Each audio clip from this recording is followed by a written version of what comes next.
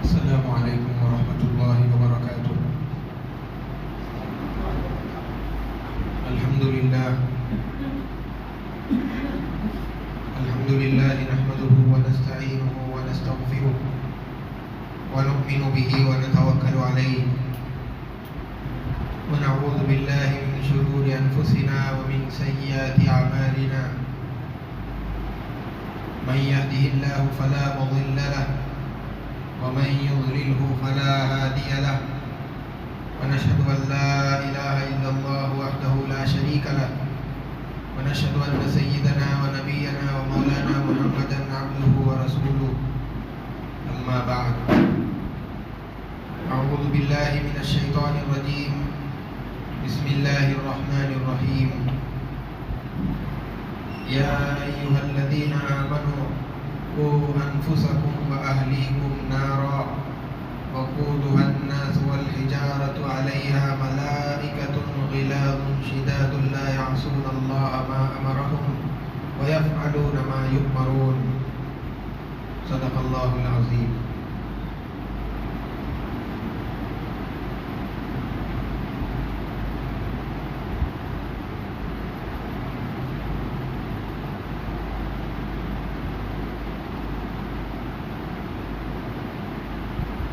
معزز سامعین اکرام،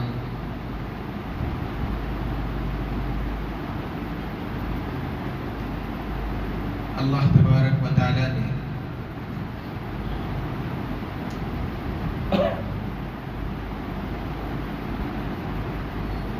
قرآن کریم کے اندر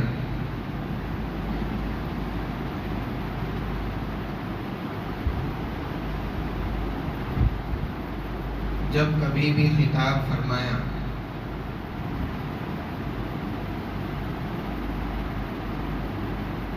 تو کبھی یا ایھا الناس کہہ کر کے خطاب کیا،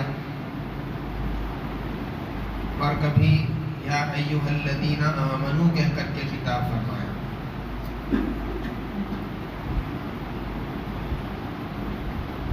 اللہ کے رسول صلی اللہ علیہ وسلم کی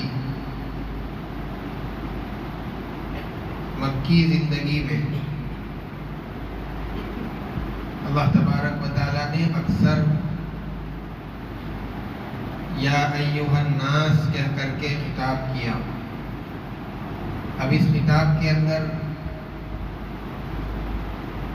ایمان والے اور غیر ایمان والے سبھی شامل تھے، اور مدنی زندگی میں اللہ تبارک و تعالیٰ نے اکثر یا ایھا الذین آمنوا کہہ کر کے خطاب فرمایا۔ یہاں پر صرف ایمان والے مخاطب ہیں۔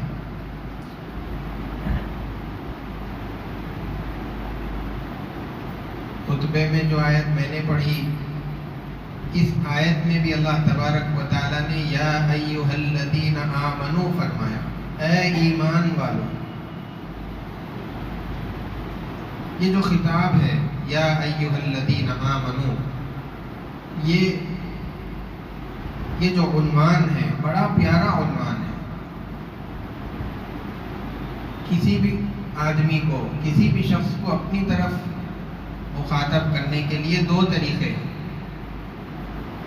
ایک تو یہ کہ اس کا نام لے کر کے پکارا جائے، جیسے کہ عبداللہ، عبد الرحمن۔ دوسرا طریقہ یہ ہے کہ آدمی اپنے اور اس سامنے والے کے درمیان جو رشتہ ہے، اس رشتے کو استعمال کرتے ہوئے اس کو اپنی طرف متوجہ کرے۔ جیسے کہ کوئی باپ ہے، اس کا جو بیٹا ہوتا ہے، ایک تو یہ کہ وہ نام سے اس بیٹے کو بلائے، تو رحمان ادھر آؤ، یہ کام کر دو۔ بلانے کا دوسرا انداز یہ ہے کہ باپ اپنے بیٹے کا نام لینے کے بجائے اس کو بلائے، بیٹے ذرا ادھر آ جاؤ۔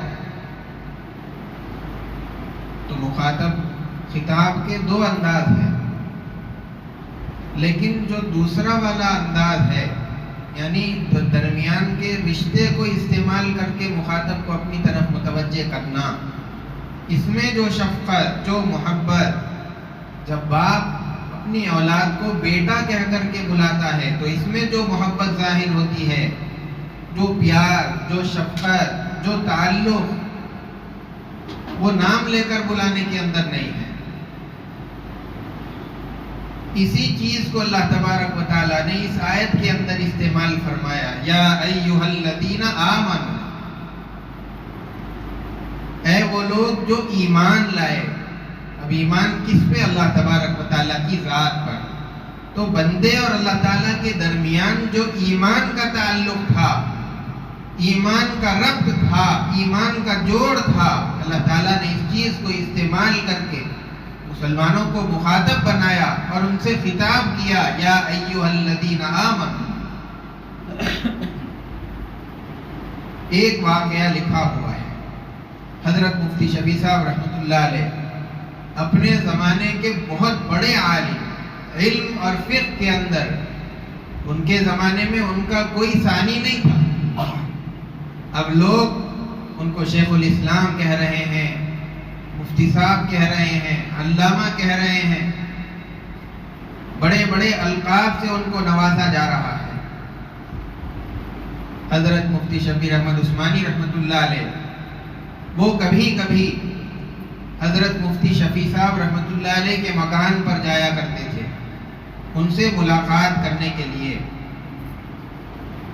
وہاں پر ان کی والدہ زندہ تھی اور ان کی رشتہ داری بھی تھی. تو ان کی جو والدہ تھی وہ حضرت مفتی صاحب کو بیٹا کہہ کر کے پکارتی تھی اور ان کو دعا دیتی تھی. جو آج کے زمانے کے اعتبار سے بہت بڑے عالم دین حضرت مفتی تقی عثمانی صاحب دامت برکاتہم، وہ ان کی نان دادی. وہ فرماتے ہیں کہ جب ہم بچپن میں یہ منظر دیکھتے تھے کہ اتنے بڑے عالم کو، جسے پورا زمانہ شیخ الاسلام کہہ کر کے پکارتا ہے، مفتی صاحب، مولانا اور علامہ کہہ کر کے خطاب کرتا ہے، میری دادی صاحبہ ان کو بیٹا کہہ کر کے بلاتی ہے، بڑا عجیب معلوم ہوتا تھا. لیکن حضرت مفتی صاحب یہ فرمایا کرتے تھے کہ میں تمہارے گھر کو 2 وجہ سے آتا ہوں. ایک تو آپ کے ابا سے ملاقات ہو جائے گی، دوسرا یہ کہ یہ ایک ہی خاتون ہے پوری دنیا کے اندر جو مجھے بیٹا کہہ کر کے پکارتی ہے. اس کے علاوہ پورا زمانہ مجھے شیخ الاسلام کہتا ہے، علامہ کہتا ہے، جو کہنا ہے کہتا ہے، لیکن بیٹا کہنے والا ان کے علاوہ کوئی نہیں ہے. اور ان کے بیٹا کہنے کے اندر جو محبت، جو شفقت مجھے محسوس ہوتی ہے، جو حلاوت میں محسوس کرتا ہوں، وہ بڑے بڑے القاب سننے میں مجھے نہیں آتی. اس کا اندازہ ان لوگوں کو ہے جو اب زندگی کے اندر کوئی آدمی، کوئی ماں مجھے بیٹا کہہ کر کے پکارے، یہ نام سننے کے لیے ترس جاتے ہیں. ان لوگوں کو اس بات کا اندازہ ہے کہ بیٹا کہنا، بیٹا سننا کیا چیز ہوتی ہے. الغرض اللہ تبارک و تعالیٰ نے بندے اور اپنے درمیان میں ایمان کا جو تعلق تھا اس کو استعمال کرتے ہوئے فرمایا، یا ایھا الذین آمنوا. آگے اللہ تعالیٰ فرماتے ہیں، قوا انفسکم واہلیکم نارا، اپنے آپ کو بھی، اپنے گھر والوں کو بھی آگ سے بچاؤ. اور کیسی آگ؟ وقودها الناس والحجارہ، جس کا ایندھن کہتے ہیں جس کے ذریعے سے آگ کو بھڑکایا جائے، سلگایا جائے. الناس والحجارہ، 2 چیزوں کے ذریعے سے اس آگ کو دہکا دیا جائے گا، انسان اور پتھر. تو ایسی آگ سے اللہ تعالیٰ فرماتے ہیں اپنے کو بھی بچاؤ، گھر والوں کو بھی بچاؤ، بیوی اور جو بچے ہیں ان کی بھی فکر کرو. اللہ تبارک و تعالیٰ نے اس آیت کے اندر صاف صاف کہہ دیا.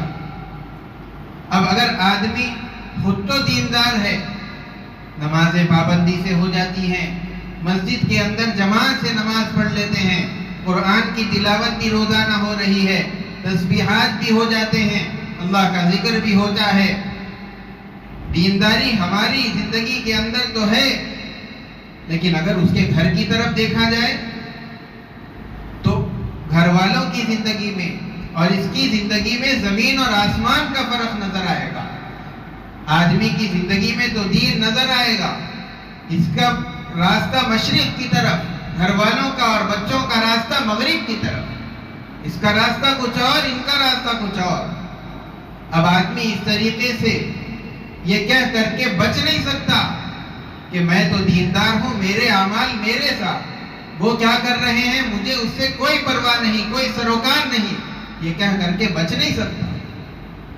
اس لیے کہ اللہ تعالیٰ نے ایک فریضہ اس کے ذمے میں ڈالا ہے، تم اپنی بھی فکر کرو، ساتھ میں گھر والوں کی، اہل کی بھی فکر تمہارے ذمے ہے۔ اگر تم اپنی تو فکر کرتے رہے لیکن گھر والوں کی کوئی فکر تم نے نہیں کی تو اس کی وجہ سے تم نجات نہیں پا سکتے۔ جب تک کہ ان سوالات کا جواب نہیں دے دیں گے کہ اپنے گھر والوں کے بارے میں، اپنے اولاد کے بارے میں کیا فکر کی، ان کی کیا صحیح تربیت کی، اس کا جواب جب تک نہیں دیا جائے گا تمہاری نجات نہیں ہو سکتی۔ اسی لیے آدمی کو اپنی ذات کے ساتھ ساتھ اپنے اولاد کی، اپنے گھر والوں کی بھی فکر کرنا چاہیے تاکہ ہم بھی سیدھے راستے پر رہے، اولاد اور گھر والی بھی سیدھے راستے پر چلتے رہے، پورا گھرانہ دین کے راستے پر رہے اور سارا گھرانہ جہنم کی آنکھ سے بچ جائے۔ آدمی اس کی فکر کرتا رہے۔ بعض لوگ یہ سوچتے ہیں کہ ہم تو اپنی اولاد کو ٹوکتے ہیں، روکتے ہیں، غلط کاموں سے منع بھی کرتے ہیں، لیکن کیا کریں، معاشرہ ایسا ہے، ماحول ایسا ہے، سمجھانے کے باوجود گناہوں کی طرف چلے جاتے ہیں۔ اب اس کے اندر ہمارا کیا قصور ہے؟ قاعدے اور اصول کے حساب سے اگر دیکھا جائے تو آپ کی بات ٹھیک ہے، آپ نے ان کو سمجھایا، صحیح راستہ ان کو دکھلایا، بتایا، اس اعتبار سے آپ بری ذمہ ہو جائیں گے، آپ کو گناہ نہیں ہوگا۔ لیکن سوچنے کی بات یہ ہے کہ آپ نے ان کو روکنے کے لیے، صحیح راستے پر لانے کے واسطے کس حد تک کوشش کی اور محنت کی۔ اللہ تعالیٰ نے اس آیت کے اندر نار کا لفظ استعمال کر کے اس کا جواب دیا ہے۔ اگر دنیا کے اندر کوئی بڑی آگ لگی ہوئی ہو اور آپ دیکھ رہے ہیں کہ آپ کی اولاد اس آگ کے قریب جا رہی ہے اور اس کو خوشنما منظر سمجھتے ہوئے اس میں کودنے کے لیے آگے بڑھ رہی ہے، تو کیا آپ اپنی جگہ بیٹھے بیٹھے صرف نصیحت سے کام لیں گے؟ یہ کہیں گے کہ بیٹا اس کے قریب مت جاؤ، اگر جائیں گے تو جل جائیں گے، مر جائیں گے، وہ نقصان دہ ہے۔ دور بیٹھے بیٹھے کوئی آدمی اس طرح نہیں کرے گا۔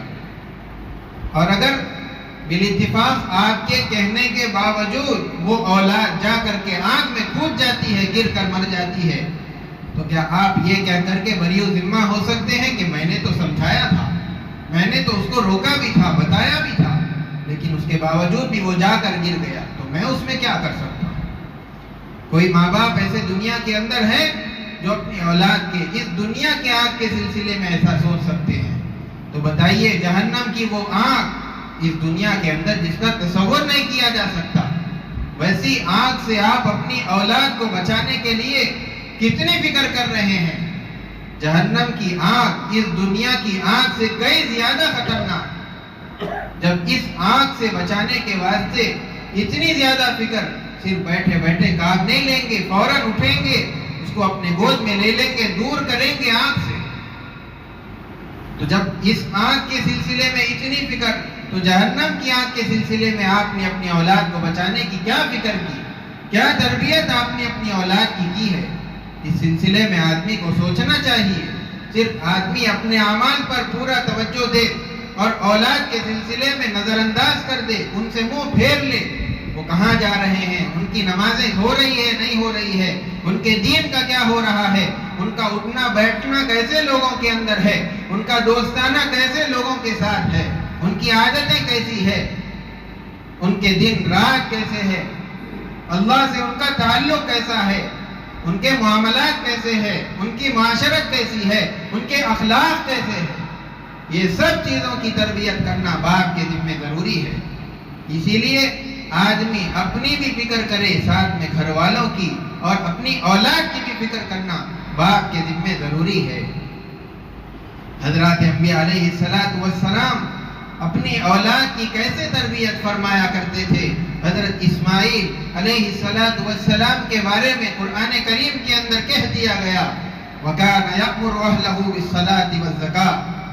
حضرت اسماعیل علیہ السلام اپنے گھر والوں کو نماز کا، زکوٰۃ، صدقہ خیرات کا حکم فرمایا کرتے تھے۔ اسی طریقے سے جب حضرت یعقوب علیہ السلام کا انتقال ہونے لگا، انہوں نے اپنی اولاد کو بلایا، بیٹوں کو قریب کیا اور ان سے یہ بات پوچھی کہ تم میرے مرنے کے بعد تم کس کی عبادت کرو گے؟ مرنے کے وقت میں آج فلاں وراثت کا حصہ ان کو دے دیا جائے، یہ مال ان کو پہنچا دیا جائے۔ لیکن انبیاء علیہ السلام آخری لمحے کے اندر بھی، زندگی کی آخری گھڑی میں بھی یہی فکر ہے کہ میرے بعد میری اولاد کی عبادت کا، ان کی آخرت کا، ان کے اللہ سے تعلق کا کیا بنے گا، ان سے پوچھ رہے ہیں۔ جس طریقے سے میرے سامنے ہمیشہ اللہ کی عبادت کرتے رہے، میرے دنیا سے چلے جانے کے بعد بھی اسی اللہ کو پوچھتے رہنا، اس کی عبادت کرتے رہنا، یہ فکر انبیاء علیہ السلام، یہ تربیت کا انداز انبیاء علیہ السلام نے پوری انسانیت کے لیے کر کے بتا دیا ہے کہ تم اپنی اولاد کی تربیت اس انداز میں کرو، تبھی جا کر کے تمہاری اولاد صحیح راستے پر رہ سکتی ہے۔ اللہ کے رسول صلی اللہ علیہ وسلم نے فرمایا کلکم راعٍ وکلکم مسئولون عن رعیتہ۔ آپ صلی اللہ علیہ وسلم فرما رہے ہیں کہ جتنے بھی آدمی ایسے ہیں جن کے تحت کئی لوگ کام کرتے ہیں، چاہے وہ چھوٹے سے چھوٹے طبقے کے اندر رہنے والا آدمی ہو، میستری ہو، اس کے نیچے کئی مزدور کام کرتے ہیں، بڑے سے بڑے کمپنی کا مینیجر ہو، اس کے نیچے کئی ملازم کام کرتے ہیں، دکان کا مالک ہو، اس کے نیچے کئی نوکر کام کرتے ہیں۔ اللہ تبارک و تعالیٰ قیامت کے روز ان مالکوں سے پوچھیں گے کہ تم نے اپنے ماتحتوں کے بارے میں کیا فکر کی۔ ایک مینیجر سے پوچھا جائے گا تمہارے تحت کام کرنے والے جتنے ملازم تھے، ان کی تربیت کے بارے میں تم نے کیا فکر کی، ان کی آخرت کے بارے میں کیا سوچا اور ان کو کس راستے پر تم نے ڈالا اور چلایا۔ اسی طریقے سے ایک استاد شاگردوں کے بارے میں اس سے پوچھا جائے گا، ایک شیخ مریدین کے بارے میں اس سے پوچھا جائے گا۔ ایسے ہی جو آدمی بڑے عہدے والا ہو، اس کے نیچے جتنے لوگ ہوں گے اس کے بارے میں، ہر ایک کے بارے میں اس بڑے آدمی سے سوال ہوگا۔ اسی لیے آدمی جو ہوتا ہے گھر کا بڑا ہوتا ہے، اس سے اس کے ہر گھر کے فرد کے متعلق سوال کیا جائے گا کہ تم نے اپنے ماتحت رہنے والی بیوی اور جتنے تمہارے بیٹے اور بیٹیاں تھے، گھر کے اندر جتنے لوگ تمہارے نیچے رہتے تھے، ان کی آخرت کے بارے میں تم نے کیا سوچا تھا؟ آخرت میں کام آنے والی چیزوں، کیا کیا چیزیں تم نے ان کے لیے تیار کر کے دی تھی؟ اگر ہم نے تربیت نہیں کی، اولاد کو صحیح راستے پر نہیں ڈالا، تو پھر اللہ تبارک و تعالیٰ کی سنت اور طریقہ یہ ہے کہ جس چیز کو، جس مخلوق کو راضی کرنے کے واسطے آدمی ساری دنیا اجاڑتا ہے، وہی مخلوق کو اللہ تعالیٰ انسان پر مسلط کرتا ہے۔ جیسے کہ باپ یہ چاہتا ہے کہ اولاد کا فیوچر اچھا بن جائے، اچھی کمائی ہو، معاشرے کے اندر ایک اچھا سا سٹیٹس بنے، اس کا ایک مقام ہو اور لوگ اس کو عزت کی نگاہوں سے دیکھے، بلند مقام پر اس کو بٹھائے، ایک باپ کی یہ خواہش ہوتی ہے۔ اب اس نے ان ساری خواہشات کو پورا کرنے کے واسطے اس کو دین نہیں بتایا، مسجد کا راستہ نہیں بتایا، نماز پڑھنے کا طریقہ نہیں سکھلایا، قرآن پڑھنے کا صحیح طریقہ اس کو نہیں سکھلایا، اور پھر دنیا ہی دنیا کرتا رہا۔ اللہ تبارک و تعالیٰ اسی اولاد کو اس کے لیے بڑھاپے کے اندر وبال جان بناتے ہیں۔ اگر اور یہ انجام دیکھنے میں کئی جگہ پر آتا ہے، یہی اولاد جس کے لیے باپ نے اپنی جوانی کو سارا کا سارا قربان کر کے اپنی ساری جو جمع کی ہوئی پونجی تھی اس کے فیوچر کے لیے لگایا تھا، اب یہ اولاد جب بڑی ہو جاتی ہے، باپ کا ادب کرنے کے بجائے، باپ کو اپنے گھر میں رکھنے کے بجائے نرسنگ ہوم کے اندر، اولڈ ہوم کے اندر رکھ دیتے ہیں۔ یہ انجام، کیونکہ دین کا راستہ نہیں بتایا، دین کی تعلیم نہیں سمجھائی۔ اگر وہ سب کرنے کے ساتھ ساتھ اس کو یہ بھی بتاتے کہ ماں کے قدموں کے نیچے جنت ہے، یہ بتاتے کہ باپ جنت کے دروازوں میں سے بیچ کا دروازہ ہے، یہ بتاتے کہ آدمی کے لیے دنیا سے چلے جانے کے بعد 3 چیزیں ایسی ہیں جس کا ثواب اس کو ہمیشہ ملتا رہتا ہے۔ ایک تو علم، جس کو وہ چھوڑ جاتا ہے، چاہے کتابوں کی شکل کے اندر ہو، وعظ کی شکل کے اندر ہو۔ دوسرا صدقے جاریہ، چاہے کنواں کھدوا دیا، مسجد بنوائی، مدرسہ بنوایا، اب لوگ جتنے اس کے اندر عبادت کریں گے اس جانے والے کو اس کا ثواب ملتا رہے گا۔ اور تیسرا اولاد جو اس کے مرنے کے بعد اس کے لیے دعا کرتی ہے۔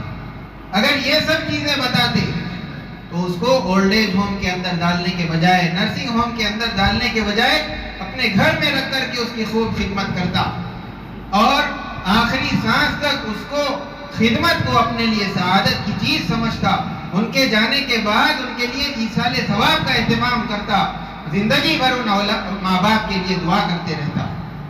اسی لیے والدین کو سب سے اہم ذمہ داری یہ ہے کہ وہ اپنی اولاد کی صحیح تربیت کرے۔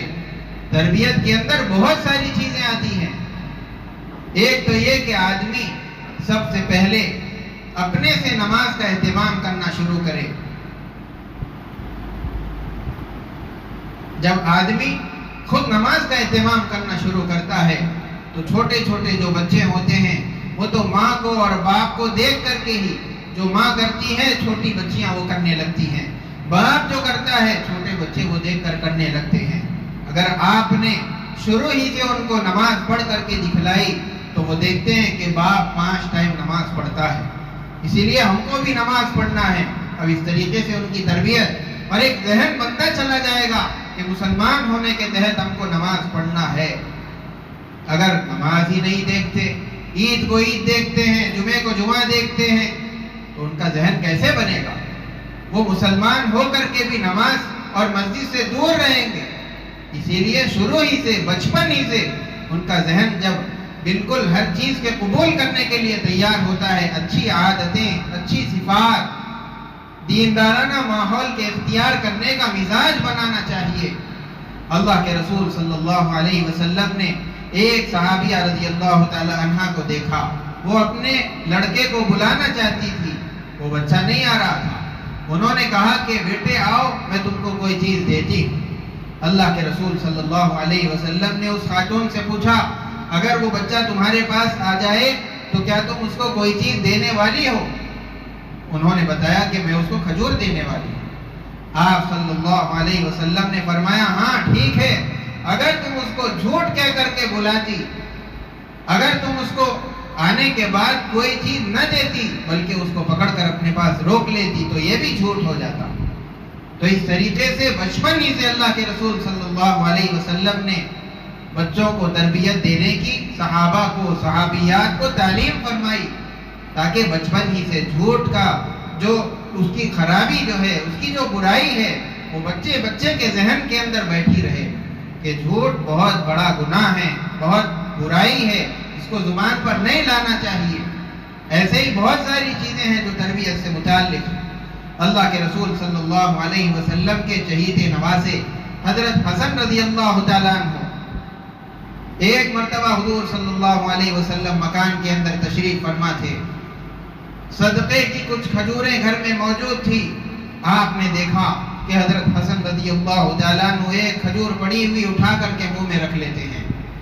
آپ صلی اللہ علیہ وسلم نے جس طریقے سے ہمارے معاشرے کے اندر اگر کوئی غلط چیز، خراب چیز بچہ منہ میں رکھ لیتا ہے تو جس طریقے سے کہتے ہیں تھو تھو تھو، اس طریقے سے اللہ کے رسول صلی اللہ علیہ وسلم نے فرمایا کخ کخ، انہوں نے فوراً کھجور کو نکال دیا۔